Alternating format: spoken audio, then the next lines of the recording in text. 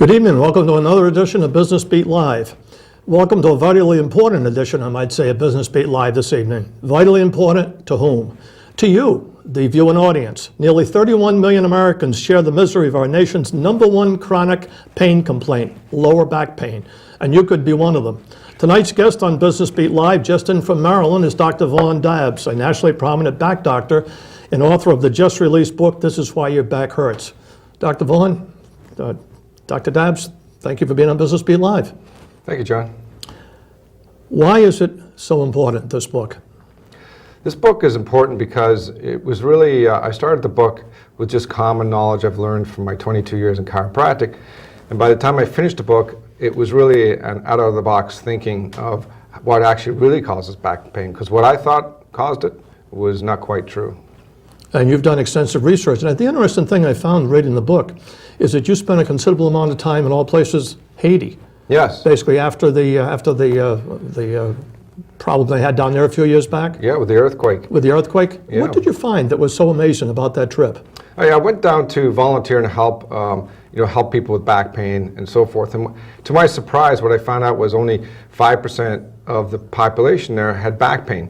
Now, I found this out through research, but going down there, I realized, not many people had back pain, and then I wanted to know why. And so that's where my book started to take off when I found the reason out. And the most amazing thing is that Haiti and other countries like Africa and Asia, especially in the tribal communities, they have the similarity of how much back pain they have, which is about 5%. Here in this country, in the Western world, we have 80% chance of back pain. 5% versus 80, that's yes. A whale of a difference. Why is it so widespread, that percentage? Exactly, that's what I wanted to find out. And so when I did research, I had to go into a lot of different books, a lot of different professionals, and I went to the medical, the orthopedic, the chiropractic, physical therapy books, and they really didn't have an answer. So the actual answer I got from it was from anthropologists. And so what I discovered was in those countries, Haiti, Africa, and Asia, where they didn't have much back pain, they had perfect posture. And I kind of termed it as a proper human positioning, because people think of posture as, sit up straight, but that's actually not really what it is. So there's more to it than just simply sitting up straight? Yes. In fact, if you just sit up straight, you're using too many muscles and you'll actually get worse. Really? So if I'm sitting up straight right now, I'm using too many muscles? If you're forcing yourself. If you're just pushing yourself up and forcing yourself into a certain posture, yes. So that is not a good thing to do then? No, you have to have a natural posture where you're not using your muscles and your spine has a proper S-curve in it. Yes. So I guess someone needs some sort of guidelines, whatever, things to remember. In other words, to sit just the proper way and not have that back problem. See, in Africa and other countries like that, they don't sit in chairs in front of computers, and that's what hurts us. How they sit is they squat, and they could squat for hours around a fire. And here in this country, how many of us can even get down to squat? Probably very few. And if you do get down to squat, how long can you stay down there for? Maybe a minute or two, and they could do it for hours. And that's a proper sitting posture. So there are ways that we can take that and sit at a normal chair at a computer, because obviously you're not going to squat around a computer. But well, you're saying normal chairs, such as what we're sitting in right now, or exactly. Some of these fancy dancy chairs that you see that you put your knees forward and kind of lean down or some such thing? You can take the worst chair possible, a stool in fact, and have really good posture sitting and have no back pain. So there's a way to do it. And the proper way, for example, for sitting is similar to how I'm sitting now. If you could see how I'm sitting, you basically scoot about halfway up the chair. You put your legs way underneath the chair, and you feel like you're going to fall on your face. So you just have to naturally lean back, and that natural leaning back gives you good posture. So when you say leaning back, your back is almost as straight as a yardstick then. Yeah, it's got basically the bottom of the spine to, let's say, the top of the head then. Yes, exactly. And I'm not using any muscles. It's just sitting there. So it's just, and I don't have to think about it anymore. 5 minutes later, I'm thinking about something else with a computer or whatever I'm doing. And I don't have to think about it because my normal brain is going to just keep pulling me back as it should, shoulders back, head back, and but because my legs are way underneath the chair right now. So my toes are pretty much almost behind me. So. So what are the experiences that you've had with people that, patients of yours basically, that have had back pain, particularly people that work in an office that are sitting there perhaps all day long, working at a desk or using a keyboard for a computer? Well, those people who, that's the number one ailment I see in back pain is not people who are lifting boxes for UPS, but they are the ones sitting around a computer at a desk. See, we're supposed to be in motion at all times. And another reason why people in Haiti, Africa, and Asia, they don't have back problems is because they carry, 25, 30 pounds on the top of their head up mountains. I mean, it's carrying on top of their head. And when they do this with really good posture, it grinds the scar tissue out of their body, which turns into arthritis if it was there. Here in this country, we have a computer and we're bent forward and we're sitting here like this at a keyboard. And we have to carry that upper body and head, and it just breaks down the spine. So if you're leaning forward, like you just pointed out, kind of like what I'm doing right now, and you're on a computer, isn't that doing something bad to the lower back? That's exactly right. What specifically is it doing to the back? It basically, the muscles, ligaments, and joints which make up the spine. The muscles are the organs that move the bones. Ligaments hold everything together like glue, and the joints are themselves the parts that move like a hinge on a door. And those start to break down when you have pressure on them all day with being bent over.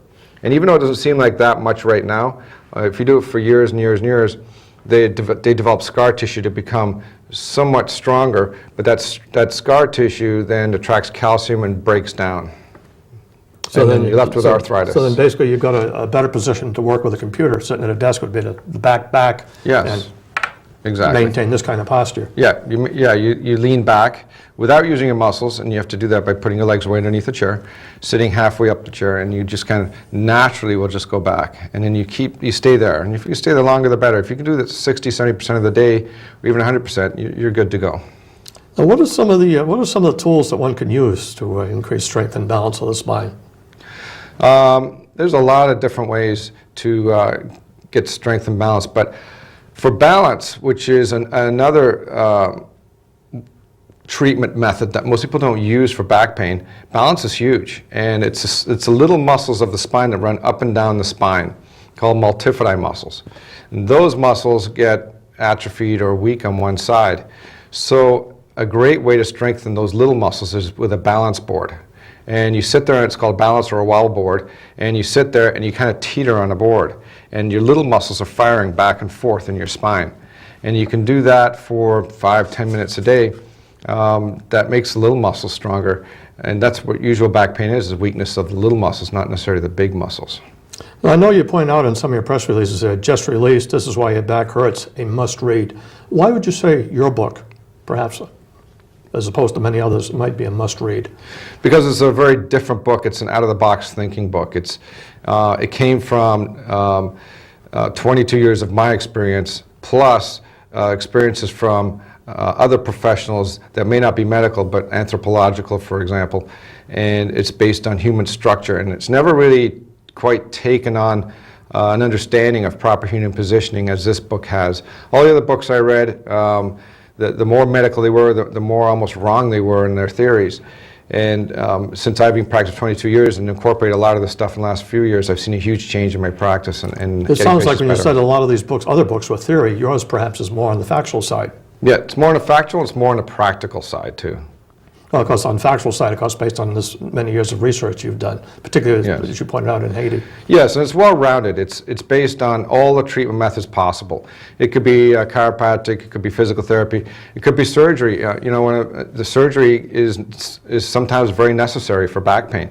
It could be medication. There's certain kind of medications, and I constantly see, even though I don't prescribe meds, I constantly see the wrong medications being prescribed for back pain. It drives me crazy when I see that. So no, you're talking about prescriptions for back pain or perhaps medical procedures, operations, if you will, in the back. Yes. But should people try to avoid those first and perhaps try something else, exercise or whatever it is, before they go to those other remedies, perhaps? Definitely. Conservative care is the first choice. So, fixing the mechanics of the back, because really back pain is mechanical. It's kind of like if you're driving your car, you hit a pothole, your tire misaligns, what happens to the tire? It wears out, right? Well, that's what back pain is. So if you just realign the tire of a car you'll have the full 55,000 miles on the car, same with the back. So it's really a mechanical issue. So you realign it, you strengthen it, you stretch it, and you get it balanced. And it works a whole lot better, and it fixes the problem. Whereas medication just fixes the pain, which is... So isn't medication many times just sort of like taking an aspirin, so to speak, kind of like temporary relief, not Yeah, permanent? a lot of times I'll give muscle relaxers and painkillers. Painkillers aren't going to fix it. Muscle relaxers are actually not the right thing because it's not, yes, you have muscle spasm, but what's causing the muscle spasm? So they're going to relax a muscle that's actually trying to hold it all together, so you could potentially get worse with it. So really you just want to fix it naturally is the best way. But if you're in so much pain you can't move, that's where medication comes into play, so that you can start to move and then you can do the rehab exercises that you may need to do. I think one of the things our viewers would be interested in hearing about is how to walk and run properly. Some people don't realize perhaps that there is a proper way to do that. What is it? We talked about sitting improperly. Most of us do that, but what I found out, which was really in the anthropology books and not in any of the textbooks, is we don't walk and we don't run properly. And so in this country, we use our quads and we lift our leg up. And that's no wonder that an Ethiopian and a Kenyan won a marathon in New York and Boston last year. Why is it that they always win the marathons? And it's well known that they do. It's because they run differently than us. They use their hamstrings and glute, the back butt muscles. Those muscles are much bigger than the quads, and the mechanics of the body work a whole lot better if you use those muscles than the quads. Plus, it puts you into an upright position when you use those muscles, and you won't break down your hips, knees, or back. So it's really about taking a forward stride with one leg versus lifting it way up, and using your hamstrings and glutes with the other leg to push you off. Now, if the Ethiopians are using this, why aren't the American runners doing the same? Or are they with little, if any, success? They teach the old school method of running, which is lifting the leg, and it's not right. So isn't that a simple change to make, or is it not? It is if they knew the knowledge, but they don't. That's the problem. And here's the thing. Back in the... But you'd think they'd want to know the knowledge if they weren't winning like the Ethiopians are. You'd think they'd want to know the knowledge, well, how can I learn that so I can excel better at running and perhaps do better? Yeah, I think it's all based on history. And, back in the... Maybe it's all based, too, on, well, we've always done it this way. That's exactly what I mean. It's based on history of that we've always done it that way, probably since the 1920s or so, because in the 1800s, we actually only had a 5% chance of back pain in this country and in all the Western worlds. And then only since 1920 did that decrease. And in 1920, what happened? Well, we invented round back chairs.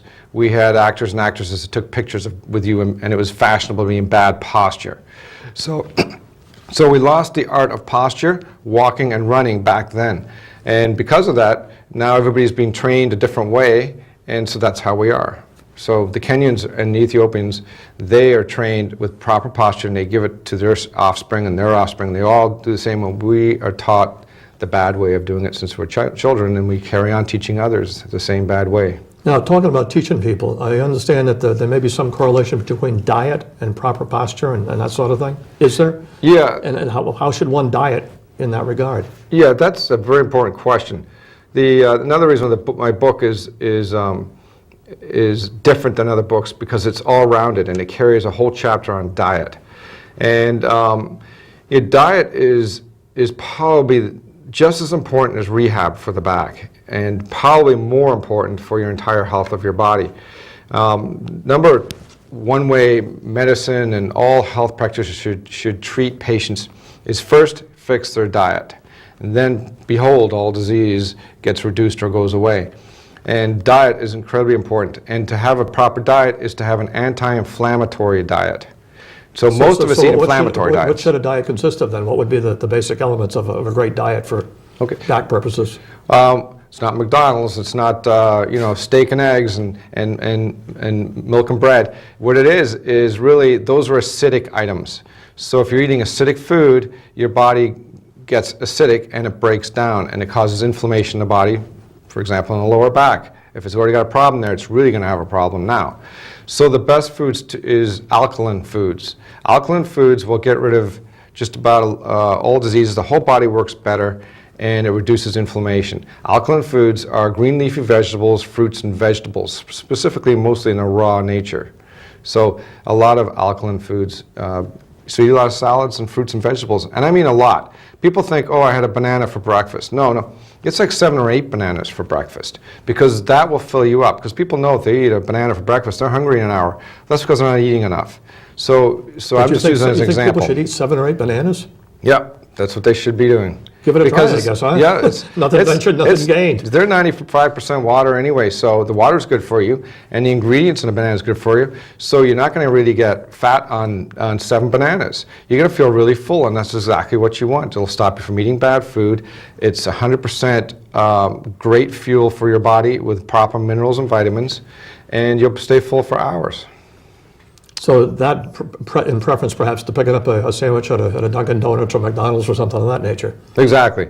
Sandwich, say bacon, egg, and cheese sandwich. You know, the bread's acidic, the eggs are acidic, the cheese is acidic, and the bacon's acidic, and all that's acidic food, and it's just going to create inflammation. Well. Sausage as well. Yep. So I'm not saying only eat fruits and vegetables, although a lot of people do. That's all they eat, and they're as healthy as could be. But as long as you use it in moderation, and the more vegetables and fruits that you eat, the less bad food you eat, so it doubles your chances of success. Sounds to me like maybe a run on the produce department. Yeah, should be. Yep. How I do it, believe it or not, and this is a great way to do it in the mornings and lunchtime. I got a high-speed blender, and I'll put a ton of fruits and vegetables in there. And you want to mix the vegetables with it so it's not too high in sugar. So this is like a breakfast drink of sorts. Yeah, it's like a breakfast drink. It's like a smoothie. And I'll add, Fruit and vegetable smoothie. Yeah, fruit and vegetable. I'll add like... Great idea. I'll add like a half a pineapple and some yellow and green squash, because, fruit's got too much sugar. So I add some vegetables in it. And I blend it up and I make 2 12-ounce glasses, this big. Of that, and I'll start drinking one for breakfast and one for lunch, and you can do that all day long if you want to. It's a great way to eat fruit and vegetables when you don't have a lot of time and you don't have a lot of energy to. And do you suggest this? Do you tell a lot of your patients that prescribe that they do this? Yes. And do they do it with success? Yes, they love it. And I just, right in front of my eyes within just a few weeks, not only does their back pain get cured, but their entire health gets better. All the swollen joints they have go away, and they have more energy. They can so there's multiple benefits then of doing what you just talked about. Yes. Not just helping the back, but helping the overall body. Yeah, I'm living proof. I'd woke up and I had swelling in my body all over the place, and I'm a chiropractic orthopedist, so I knew how to rehab stuff, but I knew there was something systemic going on. How long ago did you reach that conclusion? About 7 years ago. So I changed my diet. Kind of a life-changing experience then, it would seem like. Yes, and everything cleared up. And I'm healthier now than I was when I was 20. I just feel so much more energy. So if you change your diet, your whole life changes. Your thought changes, your back pain goes away, your overall health gets better. So I'm a huge proponent of diet. So that sounds like that might be one of the number 1 issues that's in your book, basically, is change your diet and do all these other things that you prescribe as well, and healthy back, healthy living as well. Yes, and the number 2 medical ways that everybody should be treated first before they're shoved on medication is diet and exercise. You do those 2 things, and a lot of diseases, diabetes, a lot of other conditions will clear up, and you'll be a happier person. So isn't that what's told to many people, basically, not necessarily by doctors, but just basically exercise, exercise, and exercise? It's good for you. Yeah, exercise is amazing for you. We're supposed to be in motion, our bodies. The worst thing you can do with back pain is lie in bed. And that's been proven in so many studies. If you lie in bed with back pain, the muscles atrophy, and they will atrophy in 1 day. I was a runner when I was 21 years old, and I fell, injured my knee, so they put a cast on me just for a day, only for 1 day. And I had good muscles in my legs, and when they took that cast off, my leg was half the size of the other one, and I couldn't run for a week. It was too uncoordinated. That's 1 day of casting. So you can imagine bed rest does for 2 or 3 days. It'll just atrophy those muscles in your back, and it won't work very much anymore. Yeah, but when you talk about laying prone in bed, aren't you doing that for about 8 hours when you sleep? Yeah, but you get up in the morning and you do your daily activity. It just revives your back. But don't some people wake up in the morning though with back pain? Yeah, they do. And that would be the result of perhaps a poor mattress, maybe the position they're sleeping, or what it might be. Yeah, probably both those 2 things. It's a poor mattress. You're sleeping in one position, or you already have a back problem and you're just staying in one position for too long, even if you're sleeping in the right posture, and the back just doesn't like it. So, but a good mattress is good when it's not too firm, not too soft in the middle, and there are other ways to help your back out by sleeping with proper positions, which you'll see in the book. We'll be right back on Business Beat Live after this short break and continue our spirited discussion with Dr. Vaughn Dabbs, who's the author of the book, This is Why Your Back Hurts.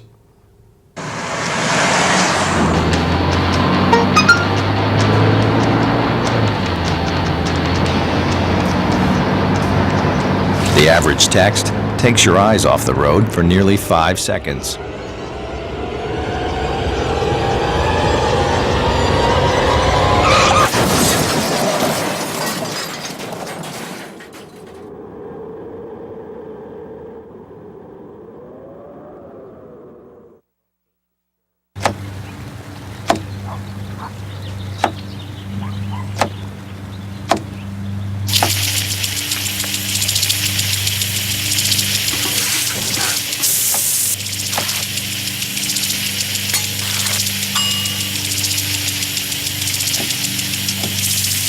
Clean kitchen surfaces, utensils, and hands with soapy water. 1 in 6 Americans will get sick from food poisoning this year. Keep your family safer. Check your steps at foodsafety.gov. Oh, those boys are much too much. Those boys are much too much. We got the spirit. We're hot. We can't be stopped. We got the spirit. We're hot. We can't be stopped. We're gonna beat them and bust them. The smallest moments can have the biggest impact on a child's life. Let's get a little bit rowdy. R-O-W-D-Y. Take time to be a dad today. Call or visit fatherhood.gov to learn more. Welcome to my block party. Glad you can make it. The only triple doubles you get come with fries. I can do this all day. Your moves are just gay. Using gay to mean dumb or stupid, not cool. Not cool. Not in my house, not anywhere. It's not creative, it's offensive to gay people, and you're better than that. Welcome back to Business Beat Live as we continue our spirited discussion with a noted back doctor, Dr. Vaughn Dabbs. You mentioned during our short break here about kind of a list of the first thing you should do, basically morning to night. Would you elaborate on those? Yes. You can actually do your own rehab program without even going to the gym. And how you do this is you start in the mornings and you stretch, and you stretch kind of like a cat. You know, ever seen a cat stretch? It's on its all fours and it pulls its back up. You stretch like that right there in bed. And then there's things to do all day long, all the way up until you go back to bed at night. So for example, now you're going off to the shower. And in the shower, you can sit in the shower and you can actually try to squat. And get down as low as you can. That helps the knees, hips, and back out. And when you get out of the shower, you take your towel and you can just put it behind you, like this, and just kind of stretch out the back with your towel. And when you're having your morning coffee, you can just sit up against a wall and slide down a little bit so that it's like you have a lap in front of you now. Somebody can sit on it, and you sit there up against a wall and drink your coffee for a minute or two. That helps strengthen up the quads.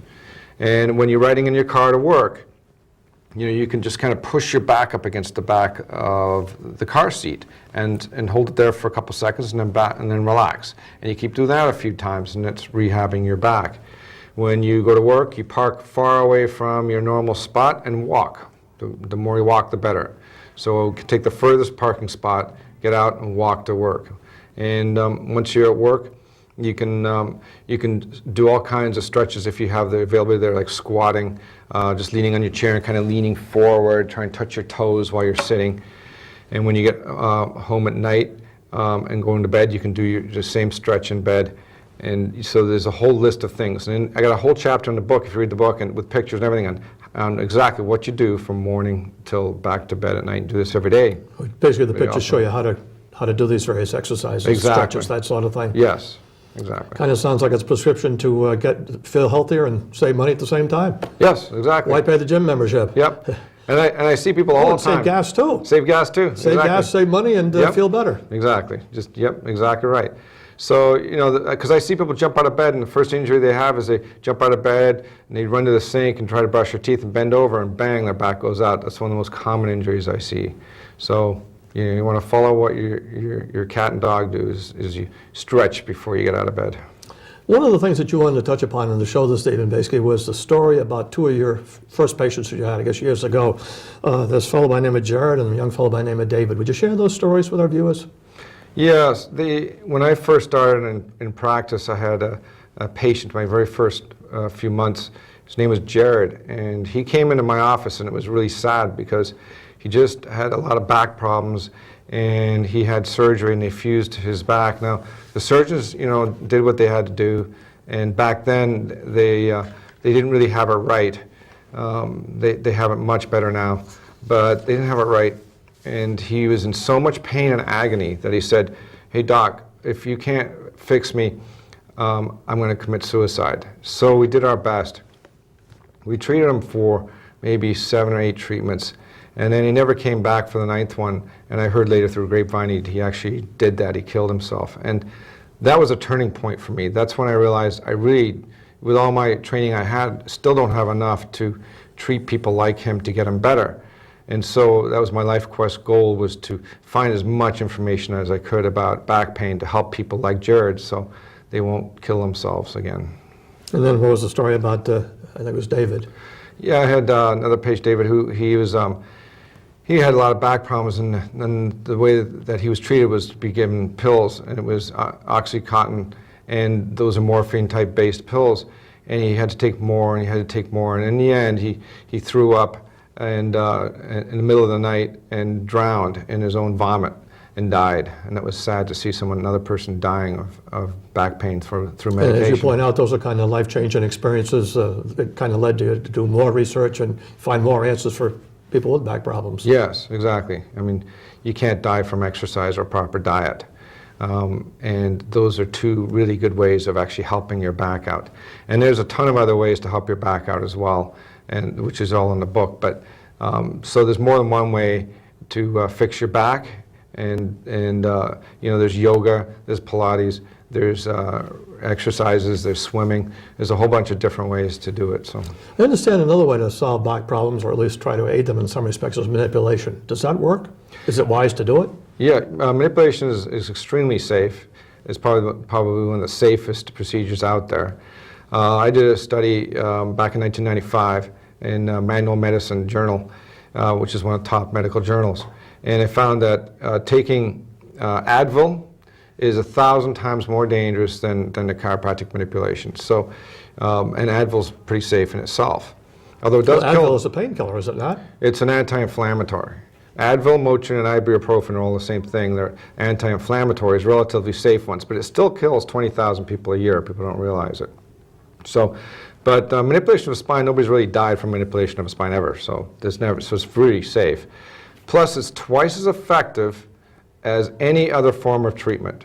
Physical therapy, medicine, surgery, and it's twice as effective. So why would you ever do a method that's only half as effective? So it's incredibly effective. And plus, most chiropractors who do the manipulation and some physical therapists, they also incorporate rehab, and you put those both together and they're even more powerful. Here's a good question for you. You've come out with this book, you've done all these years of research. Is the message getting out there? Well, we just started. I just put this book out a couple months ago, so I'm hoping it does, and I'm hoping to make a difference. What is the response that you've had so far?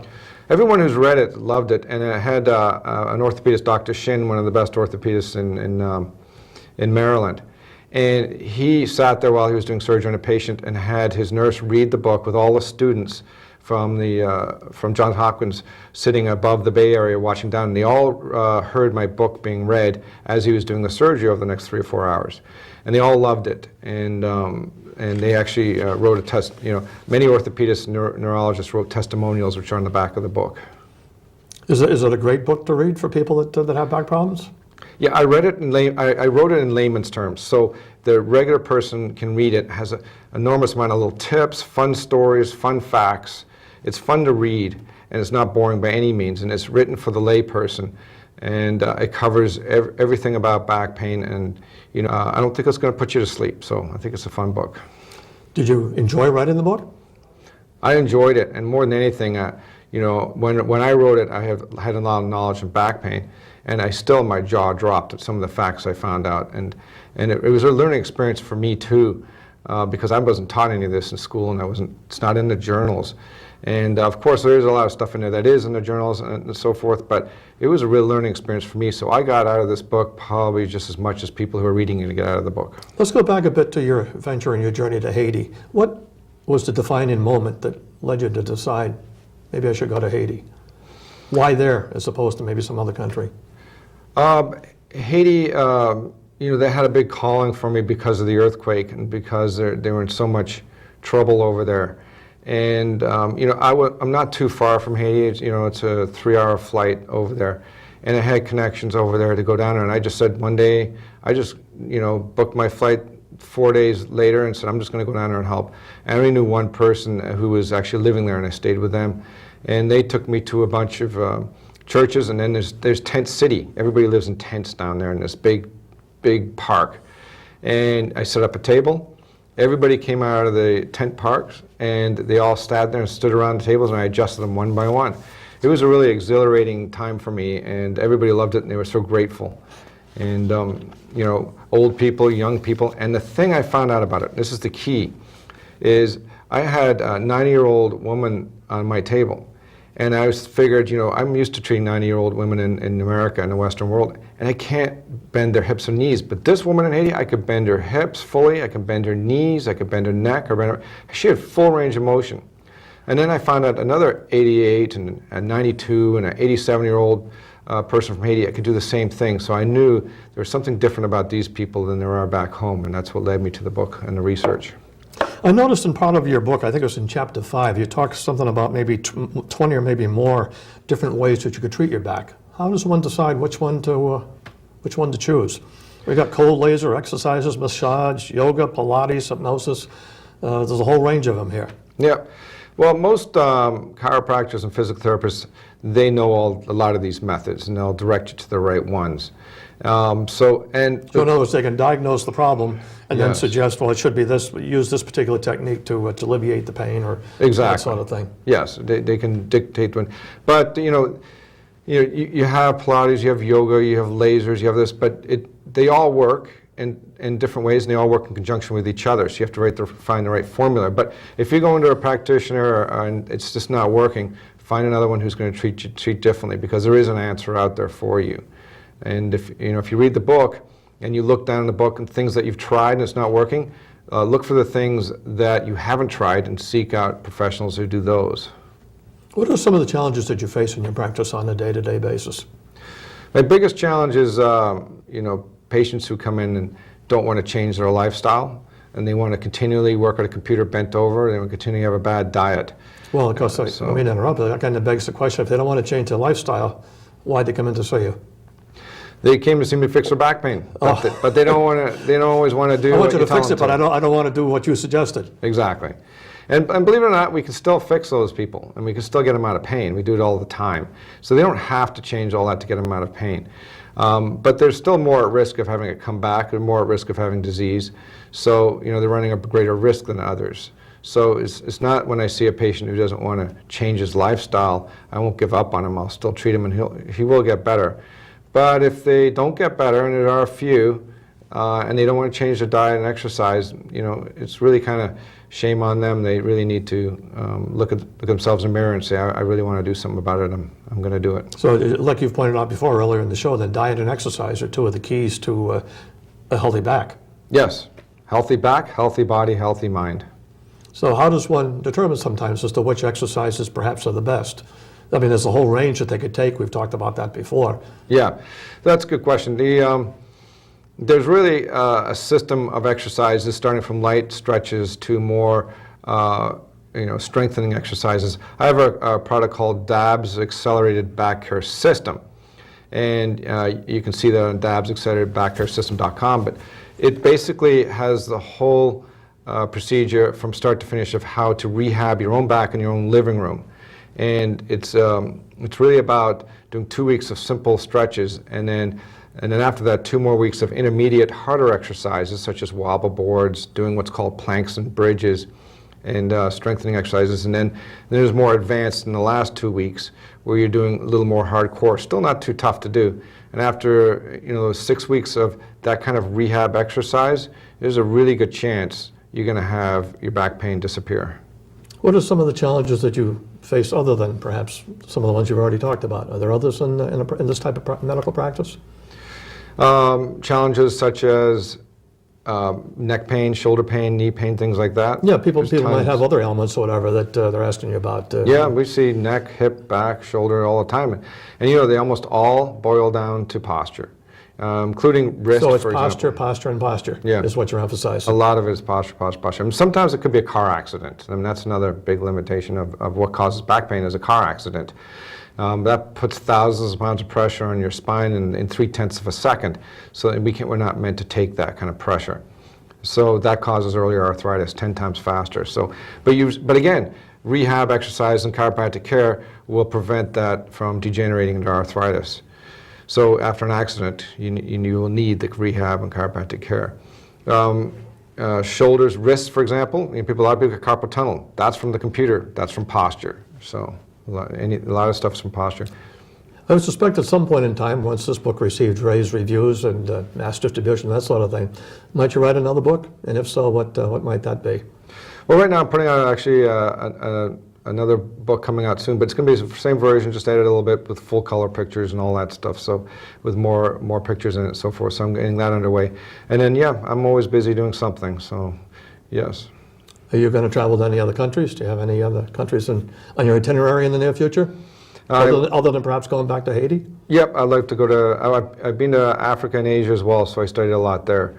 But yeah, I'll continue traveling. I love to help. One of my goals is to go into a small town and be part of that town and help it and be part of that community. Now, you've been in practice for a number of years. You've written this great book that's come out, that sort of thing. Have you had other professionals contact you relative to maybe some thoughts they have on it or how they might help their patients? They must have gotten some feedback from some other practitioners. Yes, a lot of orthopedists and neurologists in my area gave me feedback on it, and they really liked it. They, one Dr. Shin, he liked it. He liked it so much. He actually was the one who told me, you use the word posture, but we need to find another word because people think of posture sitting up straight. It goes right over their heads. They don't really, posture's not a powerful word. Well, yeah, you mentioned earlier in the show this evening, not posture, but I would think there was a phrase that encompassed 3 words. Exactly. So we kind of put our heads together and came up with proper human positioning. And it's a much more powerful term. It means, proper human positioning. Your position of your frame. The entire body, basically, foot to head to foot. Yeah, head to foot. It's not just about sitting up straight or standing up straight. It's about really how to position your body to have the muscles relaxed and let the bones do the work and have that proper S-curve and maintain it because, your mind wanders after 5-10 minutes, right? So it's not going to maintain posture, but if you put yourself in a proper position, it will maintain it. Let me ask you this question, probably a question that some of the viewers would have as well. They get a copy of your book, This is Why Your Back Hurts. Should they read the book in its entirety, all at once, for example, like kind of like maybe a novel, what's in the next chapter, or should they try to pick select chapters or select areas of the book that might fit their situation? What would you suggest would be the best approach? Read the whole book from front to back because it's all in sequential order. And it's really fast. I had a lot of people read it in one day, so it's really easy reading. So I'd suggest reading it from front to back, and it's not a very thick book. It's 180 pages or something, and it's with a lot of pictures, a lot of tips. It's a fun book to read, so you can read it, in a day to a week. Certainly a fun book to read if one is interested in solving some of their back problems or avoiding back problems that others may have. Yes, and every page they'll learn something new, and they can try it out that day. What are some of the other thoughts that you have relative to back pain in general that you can pass along to our viewers this evening? Back pain is an epidemic in this country. It's second to flus and colds for missed time off of work. So it's a multi-billion-dollar loss in this country. And it doesn't have to be. Really our quality of life is the most important. Of course, quantity is important, but really it's quality, how you live your life. And if you want to keep playing golf, keep playing tennis, and you want to be 95 and be no back pain, you can have that. It's not that hard. So, do what you do now, because the earlier you start to get your back in better shape, the better it's going to be when you're 95, 100, 105. Hopefully we can all attain that age. Wouldn't that be great? Yeah. We'll be right back on Business Beat Live right after this short break.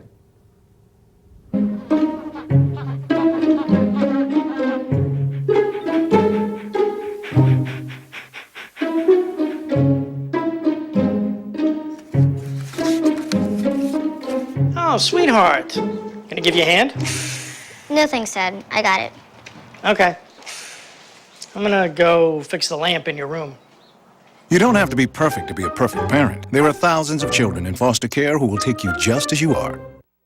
If you're looking for a new pet that your family will cherish every day, consider adopting from a shelter. Shelters are the best places to find a new pet. That's where you'll discover healthy, loyal, and loving animals, eager to become a part of your family. A person is the best thing to happen to a shelter pet, so bring home your new buddy today. To find out more, visit theshelterpetproject.org.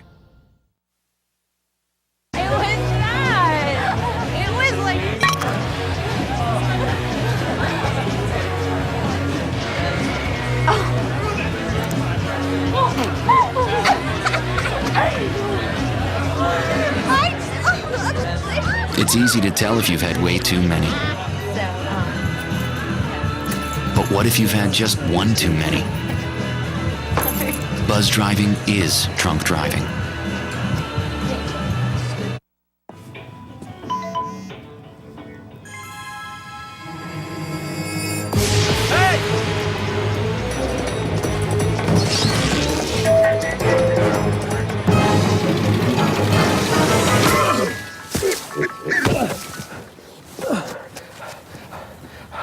So, same time next week?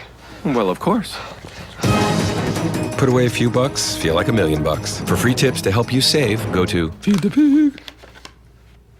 Welcome back to Business Beat Live as we continue our spirited discussion with Dr. Vaughn Dabbs. Some of the questions I think that you wanted answered during our show this evening was, you discovered a secret to back pain. Is it truly a secret? If so, what is it? Well, I don't want it to be a secret. That's why I'm here. But I'm intrigued. I want to know, and I'm sure the viewing audience says, well, what is this secret? People love to hear quote-unquote secrets. Yeah, but it is a secret in the sense that it's misunderstood. Nobody really realizes it's out there. And the secret really is that, you know, in this country, why do we have 80%, and why in other countries like Africa, Asia, and Haiti? In fact, in the rice fields of Asia, where you're bent over for 12 hours a day picking rice, they don't have back pain. It's 5% chance. Why is that? What's the secret that they have that we don't have? And it really has to do, they do everything, all manual labor, everything with proper posture. And it's not just sitting up straight, it's actually proper human positioning, where they position themselves in such a way every day of their life so that it doesn't break down their spine, much like your tires are aligned on your car. Now, when you talk about their back not breaking down, they're leaning over a lot, but how about people in America, it could be anywhere for that matter, that have a job where they're lifting heavy objects all the time, maybe heavy boxes or something of that nature, and they're leaning over? Might they be leaning over the improper way or trying to pick up an improper way? Yeah, they usually bend over at their back to pick up a box. And here's the secret that's not taught is they're told, okay, well, to fix that, bend your knees, keep your back straight. But that's not it either. It's really, you have to bend your knees, but you really bend at the hips, not the back, the hips. And when I see my patients and I teach them to bend at the hips, they look at me funny and they can't do it. It's really hard to do because they're not trained. But in Asia and Africa and Haiti, they bend at the hips all the time. The hips are connected to the glute muscles, which are the butt muscles.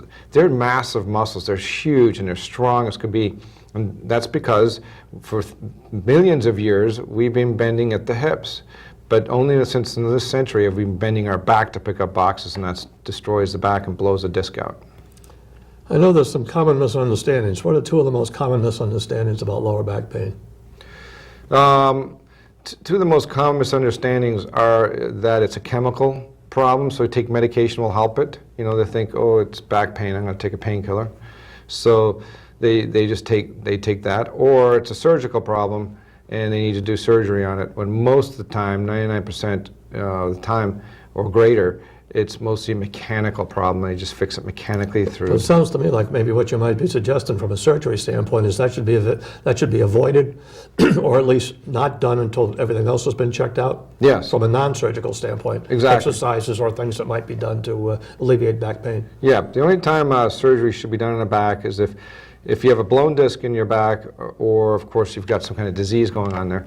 But in a common back pain, if there's a blown disc and it's pinching on a nerve and it's stopping you from you going to the bathroom, which you can do, or you're getting such weakness in your foot that your foot just drops when you walk. That's really an emergency type of surgery, and that's the only thing that's going to help you. But if you don't have that, you can wait it out through exercise and rehab.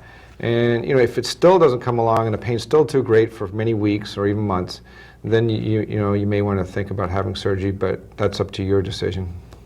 What are some changes that people can make in their daily routine that would make a big difference in their lives? We talked about many times in the sense of diet and exercise, but a daily routine would be just to, start your day off with stretches and exercises, and then put reminders up at work to have good posture at work and sit properly. And of course, changing your diet, such as getting rid of all that unhealthy fatty foods and too much meat, eggs, and milk products, and eat more fruits and vegetables. Are the most important things for someone to do to help prevent their back pain. What other tips might you share with our viewing audience this evening? Well, basically, the more about, let's say, for example, diet. If you change your diet 50%, and so so you throw out those bacon and eggs for breakfast, and you have a fruit and vegetable smoothie. Well, if you change 25% of your diet, then you've just thrown out 25% of your bad diet.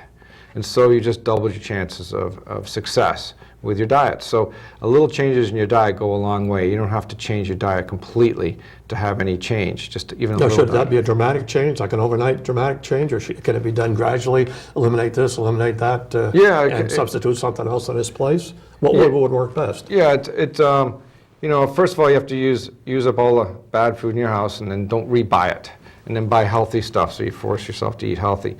But once you start eating healthy, keep it up, and usually within 30 days, you'll notice a difference in your body by eating a healthy diet. What you just suggested, isn't that quite a dramatic change for somebody? I mean, today they've got this, that, and whatever in their food cabinet and or in their refrigerator, and you're saying basically, well, stop this, stop that, get rid of this, get rid of that, and then change over to something else. That's sort of a dramatic change. Yeah. Can the normal, everyday American do something like that? It's going to take a lot of willpower, isn't it? They can if they have the willpower, but if you don't really have the willpower, just change your breakfast. If you have more willpower, change your breakfast and lunch. If you have great willpower, change your breakfast, lunch, and dinner. So it's a matter of degree then? Yeah, it's a matter of degree. But if they just change one meal, they're still ahead of the game. So I guess it's degree, it's a matter of commitment, it's a matter of maybe some other factors that come into play as well, that somebody decides that I've got to make a dramatic change here to increase my overall well-being. Yes. More so the well-being of my back and eliminate back pain. Exactly. And then the other thing is exercise. So, get out there and exercise through walking or, swimming or anything else. One of my favorite, this is my best tip I'm going to give you right now on life. And saving the best to last. Saving the best to last.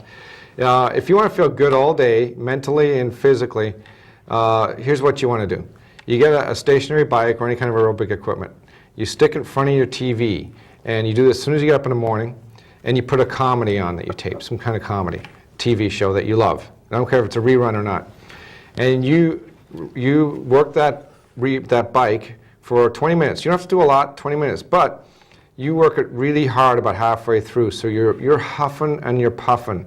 That gets the endorphins out of your body, which are pain relievers. They're natural chemicals, a pain reliever. There are also happy hormones that release, so your brain becomes happy. So by the time you finish, you're now this joyous person coming off the bike, and now you're going to work with a big smile on your face, and you're feeling good, and your back's feeling better because you exercised. It works like a charm, and you do it every day before work, and you will feel great all day long. Sounds like a great plan. Now, one last question before we close out the show this evening. You talk about getting outdoor exercise, and you talk about perhaps maybe doing more on your own as opposed to maybe, let's say, going to the gym or something of that nature. But what does one do during the wintertime? A great amount of exercise can be expended, for example, shoveling snow, but one suspects that that may be counterproductive to having a good back. Well, remember, shoveling snow, if you shovel snow in Africa, which is impossible, I understand, you'll be fine because you're doing because they've taught the proper posture over there. Here, you'd have troubles because people shovel snow with the incorrect posture. And so yeah, you're right. But if it's wintertime and you want to exercise, you just do it indoors. but it's okay to bundle up and go jogging down the street and you know, shovel snow with a proper posture, or just go for a walk. Well, what is the posture of the ones you use with a snow shovel? You see some of these snow shovels that rather than just having the straight handle, they kind of go down and then they kind of like a seat pattern. Yeah, I've used both those too, and you know, they both have pluses and minuses about equal. So you could just use a regular snow shovel, and probably I think the regular snow shovel works better. I think that weird one that's supposed to be ergonomic shovel is a great idea, but I'm not so sure it works any better. But you're not sold on it from being a help in the back any from a snow shoveling standpoint then? No, because it's actually a little harder to use. So I'm not sold on that one either. Vaughn Dobbs, it's been a real pleasure having you on Thank you, Business Beat John. Live this evening, talking about your book, This Is Why Your Back Hurts. Wish you well with your practice and hope the book sells 1 million copies. Thank you very much. I'm John Troller, and this is Business Beat Live. Good night.